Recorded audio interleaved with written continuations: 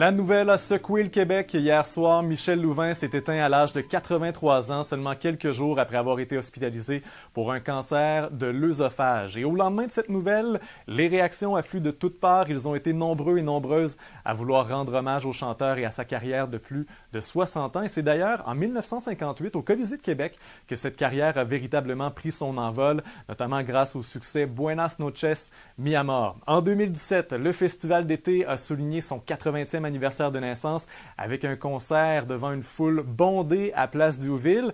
Et à Thetford, sa ville natale, une rue porte son nom depuis 1990. Le maire Marc-Alexandre Brousseau a demandé à ce que les drapeaux soient mis en berne sur l'édifice municipal.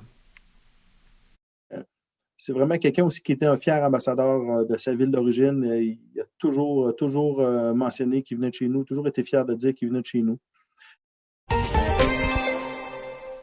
Au 4e jour des audiences publiques sur la mort d'un résident du manoir Liverpool, c'est le témoignage d'une ex-coordonnatrice aux opérations, Sylvie Guyot-Gagné, qui retient l'attention. Elle affirme avoir constaté de nombreux problèmes au sein de la résidence, puis avoir été forcée de garder le silence après que son poste ait été aboli. La direction lui aurait même offert une prime de 10 000 $ pour son silence. Madame Guyot-Gagné a témoigné de la désorganisation qui régnait sur les lieux tout au long de son mandat, de février à juillet 2020. Les deux anciens propriétaires du manoir Liverpool, Claude Talbot et Manon Bello, auront l'occasion de s'expliquer lors de leur témoignage cet après-midi. L'ancien PDG de Centraide Québec, Bruno Marchand, fait officiellement le saut en politique municipale. Il sera candidat à la mairie de Québec pour le nouveau parti Québec fort et fier. L'homme de 48 ans a œuvré toute sa carrière dans le secteur communautaire, notamment pour l'Association québécoise de prévention du suicide et le Cégep de Sainte-Foy. Il s'est prononcé en faveur du tramway aujourd'hui et ne souhaite pas que le prochain scrutin soit une élection référendaire sur le projet de transport structurant, contrairement à Québec 21. Présentation.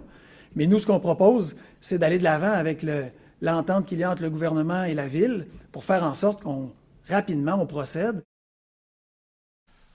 Jetons un œil sur les chiffres de COVID en terminant. 273 cas et 3 décès sur la rive nord. C'est 20 cas de moins qu'hier.